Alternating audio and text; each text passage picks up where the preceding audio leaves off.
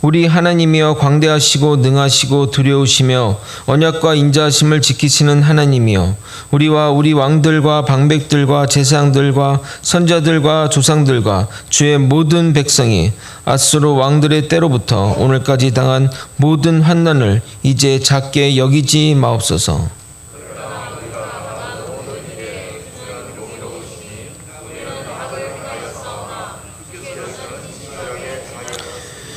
우리의 왕들과 방백들과 제사장들과 조상들이 주의 율법을 지키지 아니하며 주의 명령과 주께서 그들에게 경계하신 말씀을 순종하지 아니하고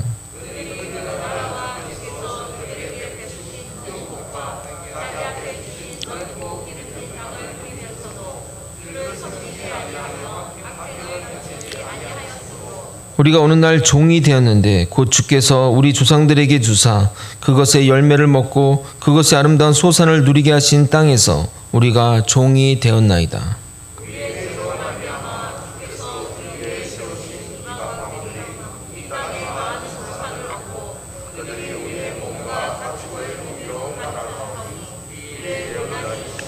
함께 읽겠습니다. 우리가 이 모든 일로 말미암아 이제 견고한 언약을 세워 기록하고 우리의 방백들과 레위 사람들과 제사장들이 다 임봉하나이다 하였느니라.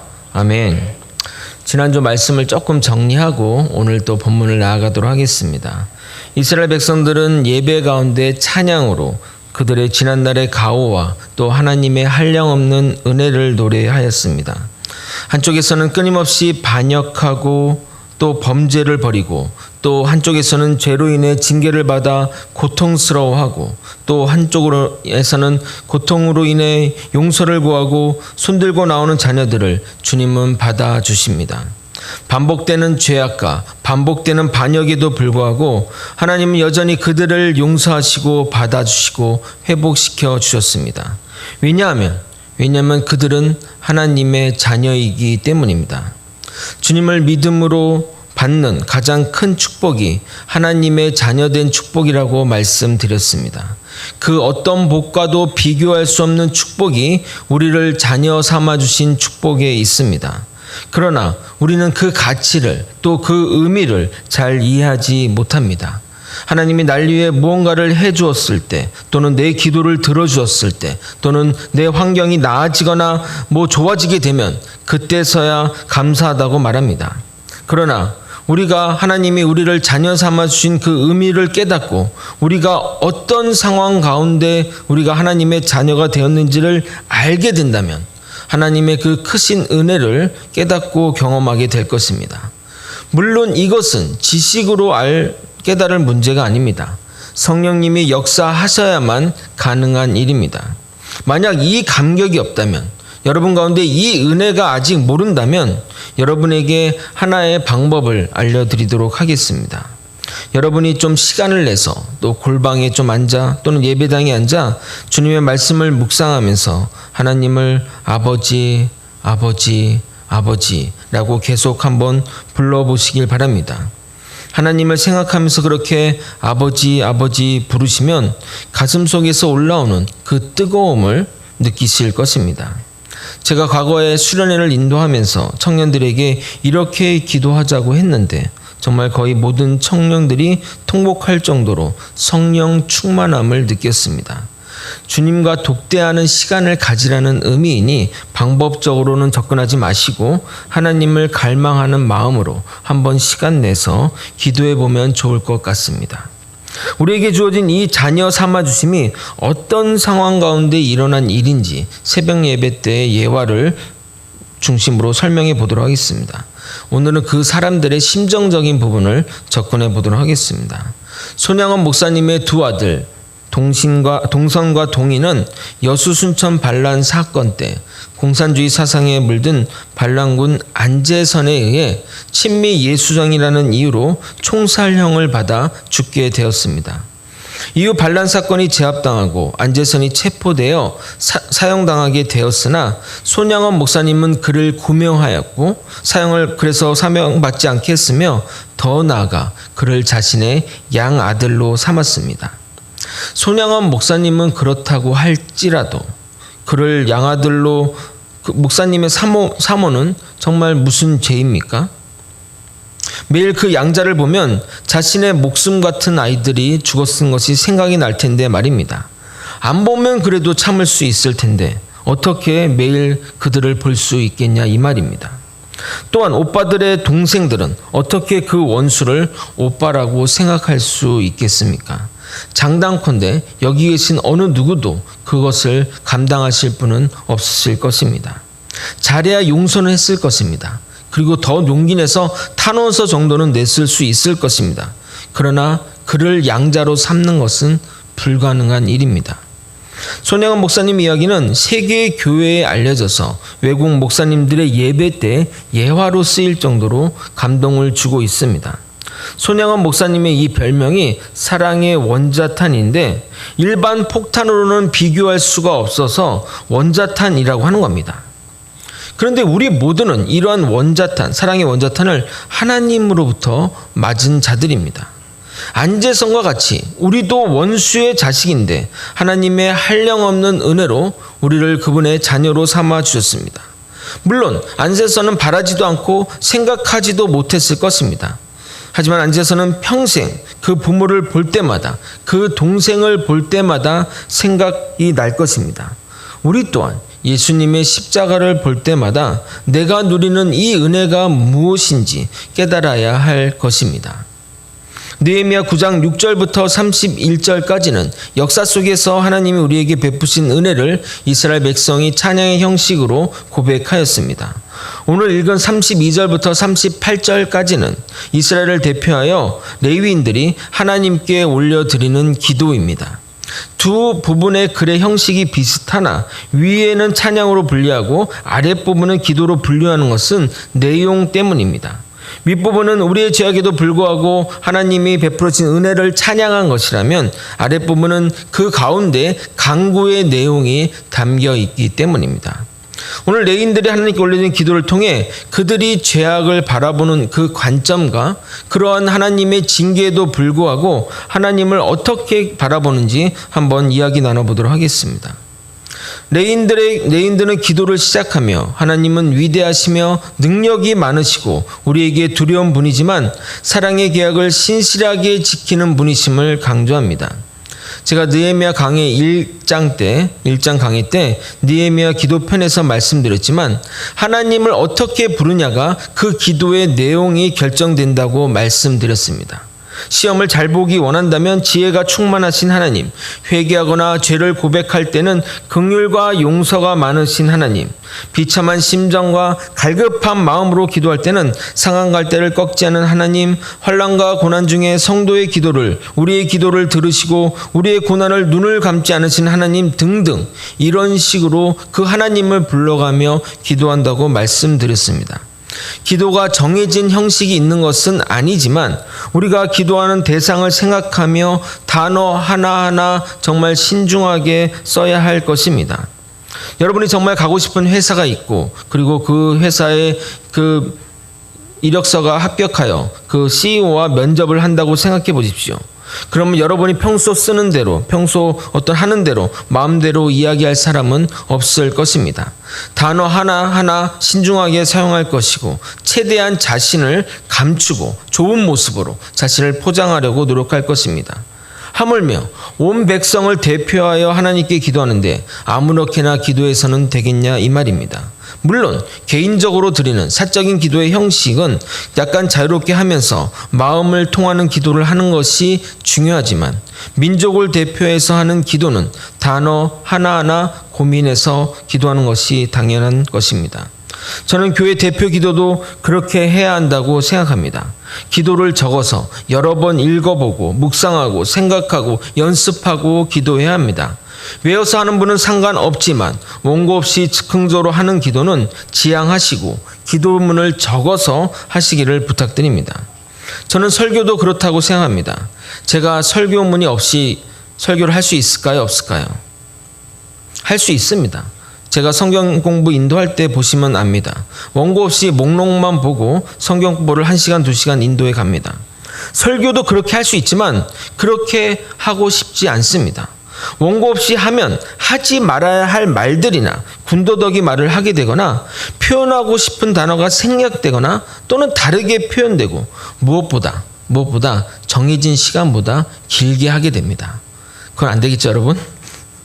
물론 원고를 안 보고 하면 성도들과 이렇게 아이 컨택도 하고 또 눈도 마주치고 또 사정들을 볼 수 있는 좋은 점도 있지만 저는 그것보다 바른 언어로 바른 내용을 전달하는 것이 더 중요하다고 생각합니다. 그러므로 기도의 내용에 맞는 하나님을 부르는 것이 바른 기도의 시작이라 하겠습니다. 레인이 부르는 하나님 호칭에서 내용을 짐작해 보면 권능의 하나님과 언약을 지키시는 하나님을 강조합니다. 아마도 기도는 우리를 지키시고 우리와 언약을 맺어서 언약대로 지켜달라는 내용이 주를 이루게 될 것입니다. 진짜 그런지 한번 확인해 보도록 하겠습니다. 본격적으로 이 본문을 설명하기 전에 30절, 31절의 내용이 이해되어야 하기에 먼저 설명드리도록 하겠습니다. 하나님은 끊임없이 선지자를 보내 이스라엘의 죄를 고발하고 경고했지만 그들은 선지자의 말을 듣지 않고 자신이 듣고 싶은 이야기만 청취하며 그 말을 따랐습니다. 이스라엘 백성들은 자신들의 하나님이 살아계시니 절대 자신들의 나라는 멸망하지 않을 것이라고 잘못된 선민 사상을 가지고 있었습니다. 그래서 이스라엘 멸망한다고 선포하는 그 선지자를 때리고 가두고 또 옥에 가두었습니다. 예레미야서를 보게 되면 이런 장면들을 볼 수 있습니다. 오히려 참말을 하는 예레미야를 핍박하고 가두고 때리고 목에 나무 고랑을 채웠습니다. 예레미야 20장 1절에서 2절입니다. 임멜의 아들 제사장 바스훌은 여호와의 성전의 총감독이라 그가 예레미야 이 일 예언함을 들은지라. 그러니까 우리 이스라엘 멸망할 것이다 라고 이제 선포한 거죠. 이에 바스훌이 선지자 예레미야를 때리고 여호와의 성전에 있는 베냐민 문 위층에 목에 씌우는 나무 고랑으로 채워 두었더니 반면 이런 예레미야와 달리 거짓으로 백성들을 위안시키는 거짓 선지자들의 말을 청종하며 그들의 말에 위로를 받고 그들의 말을 믿으며 살아갔습니다. 제가 신앙생활하면서 느끼는 것 중에 하나는 사람들은 진리를 믿는 것이 아니라 자신이 믿고 싶은 것을 믿는다는 겁니다. 자신의 양심에 반하거나 또는 자신의 생각과 다른 것은 거르고 듣기 좋은 말, 자기에게 흡족한 말을 믿습니다. 굳이 심리학 용어인 확정적 편향 증세라는 말을 말하지 않아도 인간은 사실을 편향적으로 받아들입니다. 가장 심한 곳이 정치와 종교라 생각합니다. 그래서 사석에서는 정치와 종교 이야기를 하지 말아야 한다는 말이 괜히 나온 것이 아닙니다. 정치 분야는 제가 잘 모르겠고 종교에 대해서 말씀드리면 이러한 편향 증세가 두드러진 원인 중 하나는 인간이 자신의 죄악을 직면하기 싫어서입니다. 그래서 감방 가면 나쁜 사람이 하나도 없다고 말한 겁니다. 자신의 죄를 인정한 사람이 없을 뿐더러 어쩔 수 없이 인정한다 할지라도 자신이 처한 상황 때문에 또는 환경 때문에 또 누구누구 때문에 또 저놈 때문에 일어난 일이라고 말합니다. 남 탓을 합니다. 술 때문에, 정신적인 문제 때문에, 저 인간 때문에라고 변명을 한다는 겁니다. 그래서 심리 상담이나 어떤 치료의 과정들을 보게 되면 자신의 현실을 직시하는 것부터 시작을 합니다. 근데 그 과정이 정말 오래 걸려요. 오래된 그 과정이 오래 걸리지만 직시하기 시작하면 치료의 과정은 의외로 빨리 진행이 됩니다. 신앙의 과정도 동일합니다. 자신의 죄를 직시하고 자신이 죄인임을 인정하기 시작하면 믿음이 들어오고 주님을 구주로 삼게 되는 겁니다. 이스라엘 백성들은 그들의 죄악에 대해 직면하였고 자신들이 어떻게 하나님을 배반하며 지금의 상황에 처하게 되는지 고백합니다. 그들은 징계로 인해 고통받자 이스라엘 백성들은 하나님께 용서를 빌려 나왔고 하나님은 우리가 나오기만 한다면 언제 그랬는지 받아들이고 용서해 주셨습니다. 그런데 어느 순간부터는 죄를 하도 짓다 보니 어느 순간부터는 죄가 죄같이 여겨지지 않고 양심이 굳어서 하나님께 나오지도 않고 죄를 회개하지도 않고 자신이 믿고 싶은 사실만 받아들이며 계속 멸망의 길로 가게 됩니다. 하나님은 당장 그들을 심판하셔도 되지만 바로 멸망시키지 않은 것은 그래도 그들에게 계속 기회를 주면서 그들을 구원하시려는 하나님의 인자하심과 자비하심입니다. 그러나 인간들은 마치 하나님을 조롱하듯이 계속 죄악으로 나아갑니다. 결국 하나님은 이방 민족을 징계의 회초리로 삼아 이스라엘을 징계하기로 결정하셨습니다. 그럼에도 불구하고 그런 상황에서도 그들을 완전히 멸하지 않고 정말 살아갈 여지를 남겨주시는 하나님의 은혜를 또 볼 수 있습니다. 그 내용이 30절 31절입니다. 여러분 다 함께 한번 같이 읽어보도록 하겠습니다. 함께 읽겠습니다. 시작. 그러나 주께서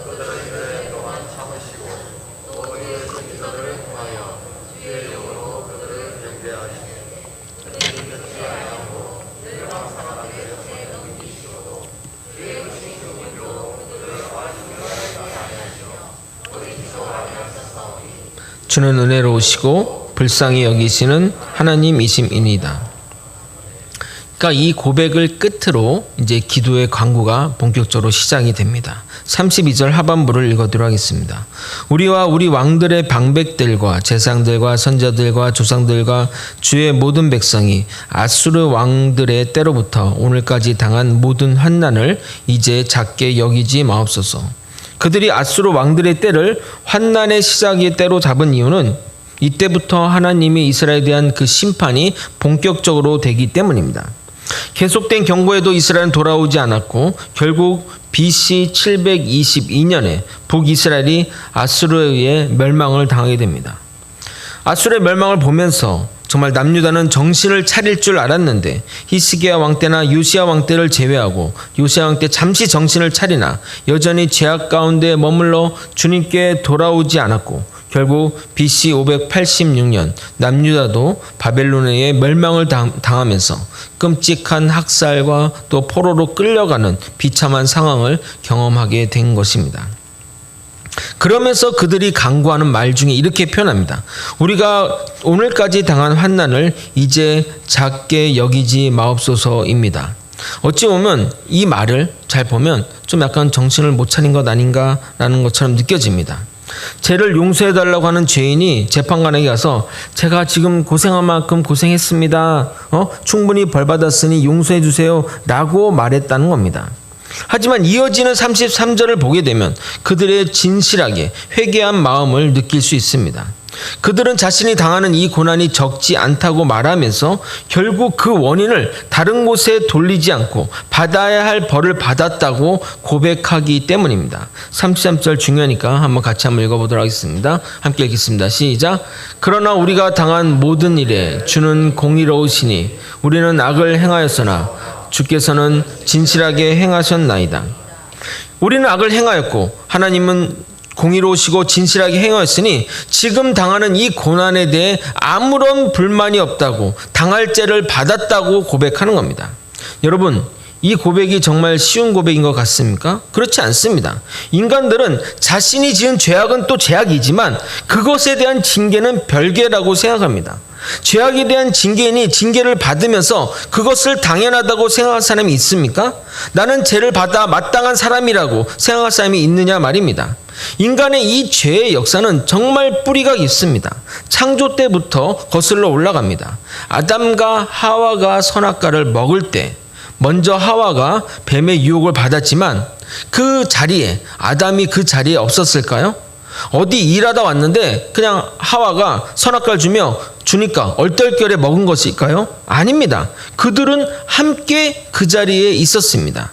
창세기 3장 6절을 보겠습니다. 여자가 그 나무를 본즉 먹음직도 하고 보암직도 하고 지혜롭게 할 만큼 탐스럽기도 한 나무인지라 여자가 그 열매를 따먹고 자기와 함께 있는 남편에게 주매 그도 먹은지라. 함께 있는으로 해석한 히브리어 임마흐는 동반자의 개념이 아닙니다. 나와 함께 동반하는 그런 의미가 아니라 실질적으로 그 자리에 있는 것을 의미하는 겁니다. 또한 뱀이 5절에 너가 그것을 먹는 날에라고 하지 않고 너희가 복수로 너희가 먹는 날에는 그것을 주리라라고 부르고 있다는 겁니다. 그러므로 아담은 그 현장에 있었던 것입니다. 그렇게 생각한다면 아담의 죄가 더 심합니다. 하와는 선악과를 먹지 말라는 이 말을 아담으로부터 전해 들었습니다. 왜냐하면 선악과를 먹지 말란 이후에 하와가 창조되었기 때문입니다. 그러나 아담은 하나님으로부터 이 말을 직접 들었습니다. 창세기 2장 16절에서 18절입니다. 여호와 하나님이 그 사람에게 명하여 이르시되 동산 각종 나무의 열매는 내가 임의로 못되 선악을 알게 하는 나무의 열매는 먹지 말라. 내가 먹는 날에는 반드시 죽으리라 하시리라. 여호와 하나님이 이르시되 사람이 혼자 사는 것이 좋지 아니하니 내가 그를 위하여 돌무불을 지으리라 하시리라. 그런데 그들의 변명을 한번 보시기 바랍니다. 자신에게는 잘못이 없고 원인을 하나님께 돌리거나 또는 뱀에게 돌립니다. 창세기 3장 12절 13절입니다. 아담이 이르되 하나님이 주셔서 나와 함께 있게 하신 여자 그가 나에게 그 나무 열매를 내게 주므로 내게 먹었나이다. 여호와 하나님이 여자에게 이르시되 내가 어찌 이렇게 하였느냐. 뱀이 이르되 뱀이 나를 꿰므로 내가 먹었나이다. 하나님이 저 여자를 주시지 않았습니까? 저 여자가 저한테 준 거예요. 하와는 나는 먹을 생각 없었는데 저 뱀이 나를 꼬시니까 먹었습니다 라고 변명하는 그들입니다. 인류 역사에 가장 최초의 살인을 한, 그것도 자기의 친동생을 죽인 가인은 처음에는 자신의 죄를 인정도 안 합니다. 발뺌합니다. 그러나 하나님 앞에 그게 가당키는 한 일입니까? 결국 징계를 받아 땅의 저주를 받아 방랑하는 삶을 살게 될 거라 말하자 자신이 감당하기 어렵다고 고백합니다. 창세기 4장 11절 13절입니다. 땅이 그 입을 벌려 내 손으로부터 내 아우의 피를 받았은즉 내가 땅에서 저주를 받으리니 내가 밭을 갈아도 땅이 다시는 그 효력을 내게 주지 아니할 것이요 너는 땅에서 피하며 유리한 자가 되리라. 가인이 여호와께 이르되 내 재벌이 지기가 너무 무거우니이다. 아니 자기 동생을 죽였는데 자기가 이렇다고 힘들다는 게 말이나 됩니까? 인간은 자신의 죄를 인정하기도 힘들 뿐더러 어쩔 수 없이 인정한다 할지라도 징벌을 내리는 심판관의 행위에 동의하며 바른 결정이라고 말하기는 더욱 힘듭니다. 그러나 이 레인의 기도에는 주님이 하신 그 일은 공의로운 결정이며 진실하게 하신 일이라고 인정하고 있다는 겁니다. 여러분, 하나님은 선하십니다. 의로우십니다. 내게 주어진 어떤 상황도 우리는 아멘하고 받을 수 있어야 합니다. 내게 받을 만한 것만 아멘 한다면 그게 무슨 신앙인입니까? 본성을 거스려 가는 것이 신앙입니다. 세상 모든 사람들이 그 길로 간대에도 반대로 갈 수 있는 것이 용기 있는 믿음의 길입니다. 그래서 예수님은 이 생명에 이르는 길이 좁고 험하다고 말하는 겁니다. 마태복음 7장 13절 13절입니다. 좁은 문으로 들어가라. 멸망으로 인도하는 문은 크고 그 길이 넓어 그리로 들어가는 자가 많고 생명으로 인도하는 문은 좁고 길이 협착하여 찾는 자가 적음이라. 세상은 중간만 가라. 튀지 말고 나서지도 말고 사람들이 가는 길로만 가라고 말합니다. 그래서 사람들이 다 가는 길은 안전한 길처럼 보일 것입니다. 그러나 여러분 그 길이 어디로 가는지는 생각하고 가야 하는 거 아닙니까? 그 길이 지옥이라도 사람들이 가니까 그 길을 따라가겠냐 이 말입니다. 하나님이 내게 허락하신 것, 또 하나님이 내 삶의 가운데 허락하신 모든 일은 우리가 다 기쁘게 받을 수 있어야 합니다. 그것이 고난과 역경이라도 할지라도 말입니다. 그리고 그 고난이 우리에게 나중에 어떤 선물로 다가올지 어떻게 아냐 이 말입니다. 우리는 결코 의심해서는 안 됩니다. 주님은 선하시고 의로우십니다. 아멘. 그런데 정말 감당하기 힘든 역경이 닥치거나 불치병에 걸리거나 또는 가족 중에 갑작스럽게 생을 달래해도 주님은 선하시다고, 주님은 의로우시다고 말할 수 있을까요? 목회자로서 가장 힘든 장례식은 아마도 자녀를 먼저 보낸 그런 장례식이나 또는 갑자기 사고를 통해 먼저 고인을 보내는 경우입니다. 정말 사역자지만 피하고 수 있다면 피하고 싶은 자리가 그 자리입니다. 사역하면서 2번 정도 그런 장례식에서 말씀을 전한 적이 있었습니다. 정말 고민 끝에 기도 가운데 전한 말씀은 히브리서 11장 말씀이었고 우리에게 영원한 본향이 있다는 말씀이었습니다. 맞습니다. 그 말밖에 없습니다. 우리에게는 영원한 고향집이 있습니다. 우리가 사는 이 땅의 삶은 다 순례자이며 여행자의 삶인 것입니다. 그러므로 우리는 우리 인생의 최악이 천국인 사람들입니다. 아무리 이 땅에서 똥밭에 그르고 흙먼지 날리며 살아갈지라도 우리에게는 영원한 본향, 천국이 예비된 자, 주님이 함께 하시는 곳이 있다는 겁니다. 그래서 우리는 영원에 기대어 사는 자들입니다.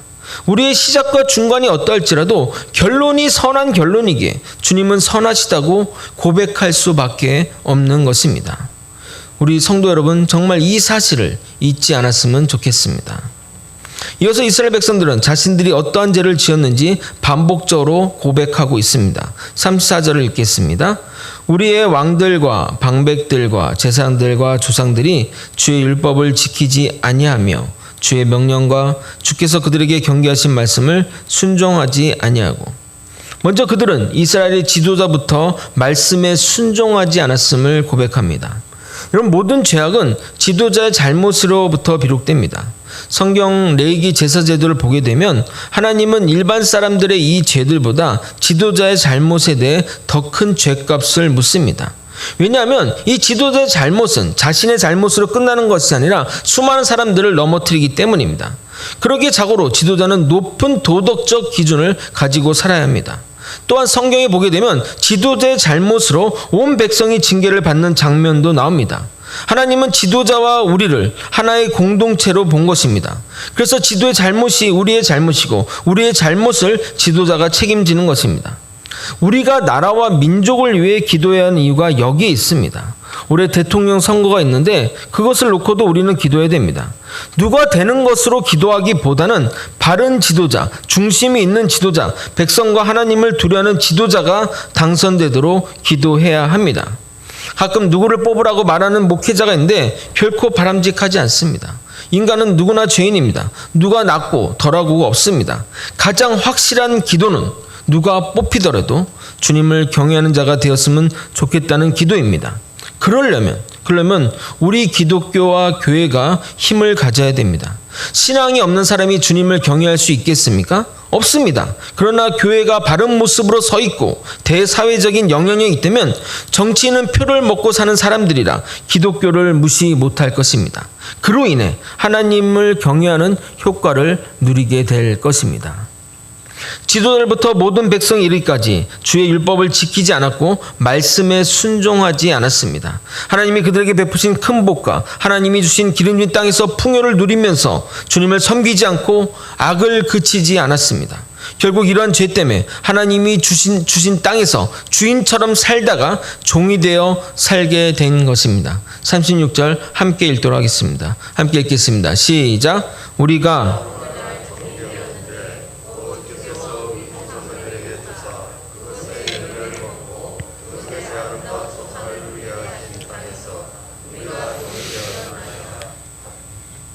그 땅을 주신 하나님의 입장에서 보면 정말 한심한 상황입니다. 분명 하나님이 이스라엘 백성에게 땅을 주시며 다스리시고 번성하라고 하셨는데 인간들은 그 땅에서 악을 행하고 땅을 주신 하나님을 배반하니 말입니다. 만약 대저택을 가진 그 집주인이 세입자에게 그 집을 무상으로 빌려주며 여기서 잘 지내라고 하면서 대신 정한 규례대로 최소한의 규칙을 살아달라고 했는데 세입자가 집주인 행세하며 악이란 악은 다 저지르고 주인이 하지 말라는 일만 하며 나중에는 그 집이 내 집이라고 한다면 어떻게 되겠습니까? 결국 하나님은 그 땅의 주권을 이방인에게 넘기게 됩니다. 그래서 이방인들이 오히려 그 땅의 주권을 주장하며 그 땅의 소산을 먹고 이방인들이 이스라엘 백성들의 몸과 가축을 관할하는 상황이 벌어지게 되었으니 답답한 지경인 것입니다. 37절 읽어도록 하겠습니다. 우리 죄로 말미암아 주께서 우리에게 세우신 이방 왕들이 이 땅에 많은 소산을 얻고 그들이 우리의 몸과 가축을 임의로 관할하오니 우리의 곤란이 심하오며, 결국 그들은 이 상황 가운데 다시 처음으로 돌아오는 길을 선택하게 됩니다. 우리 거제 소망교회 성도분들은 제가 정말 귀가 인이 박히도록 말씀드렸기 때문에 잘 이해하셨으리라 생각하고 물어보겠습니다. 회개란 어디로 돌아오는 것을 말합니까? 회개는 어디로 돌아오는 것을 말하는 겁니까? 그렇죠. 하나님께로, 또는 죄짓기 처음 자리로 돌아오는 것을 회개라고 말씀드렸습니다. 그래서 그들은 죄짓기 전 바로 언약의 자리로 나서게 된 것입니다. 38절을 읽겠습니다. 우리가 이 모든 일로 말미암아 이제 견고한 언약을 세워 기록하고 우리의 방백들과 레위 사람들과 제사장들이 다 임봉하나이다 하였느니라. 하나님께 다시 언약을 체결하자고 얘기를 하는 겁니다. 제가 서두에 부르는 하나님의 이름을 통해 언약에 대한 이야기가 나올 것이라 말씀드리지 않았습니까? 견고한 언약을 세우고 기록으로 남기겠다고 그들이 나오게 된 것입니다. 그러나 하나님은 한 번도 언약을 어긴 적이 없습니다. 이스라엘 백성들이 일반적으로 언약을 폐기하고 자신들의 멋대로 살았던 것입니다. 결국 돌아 출애굽 때 주님과 맺은 그 자리로 돌아오게 된 겁니다. 언약을 맺는 자들의 이름과 내용이 다음 10장에 펼쳐지게 됩니다. 결국 그들이 돌고 돌아온 것은 자신들의 처지를 해결하기 위해서지만 하나님의 품 안이 가장 좋은 것을 깨달았기 때문입니다.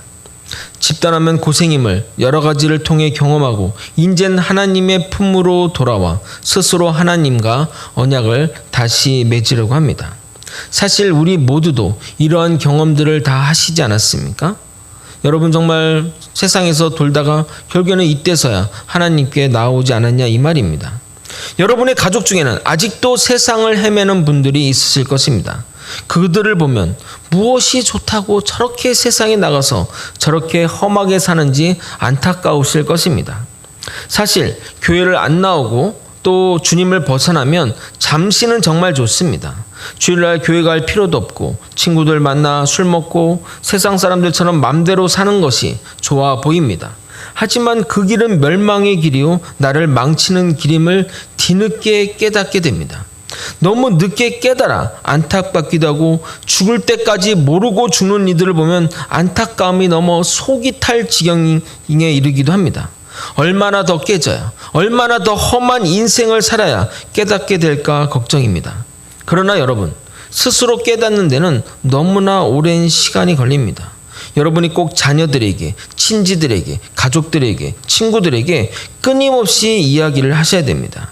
예수님 안에만 참된 진리와 평안이 있다고 말입니다. 너무나 얘기해도 반응이 없길래 이제는 포기했다는 분들이 많은데 절대 그래서는 안 됩니다. 때를 얻든지 못 얻든지 그 복음의 말씀을 계속해서 전달해야 되는 겁니다. 그 예가 접니다. 저희 집은 누나가 정말 가장 독실했습니다. 저는 완전히 반대로 세상에 독실했습니다. 그래서 누나랑 가장 많은 트러블이 있었습니다. 저는 예수님을 믿는다고 학교 선생님을 때려치고 신학교 가겠다는 누나가 한심하고 답답했습니다. 반대로 누나는 내가 답답하고 안타까웠을 것입니다. 그런데 누나는 저를 계속해서 하나님으로 인도했고 제가 이제는 하나님을 믿고 사역의 길을 가게 되자 둘도 없는 남매가 되었으며 가장 이야기가 잘 통하는 가족이 되었습니다. 특히 누나도 목사님 사모의 길을 가기에 누구보다 의지가 되고 기도의 동역자입니다. 제가 사업할 때 동업하는 친구가 있었습니다. 그 친구는 기독교를 싫어하는 수준을 넘어 거의 혐오하는 수준이었습니다. 그냥 그 댓글 다는 친구예요. 막 기독교라면 열불 내면서 댓글 다는 친구였습니다. 교회 이야기만 하게 되면 꼭 의가 상해서 이야기를 맞춰줬습니다.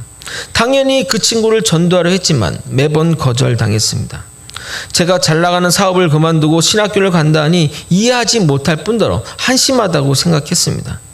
근데 그 친구가 예수님을 믿게 되었고 예수님에 대해 밤새 이야기할 정도로 그런 관계로 정말 신실하게 변했습니다.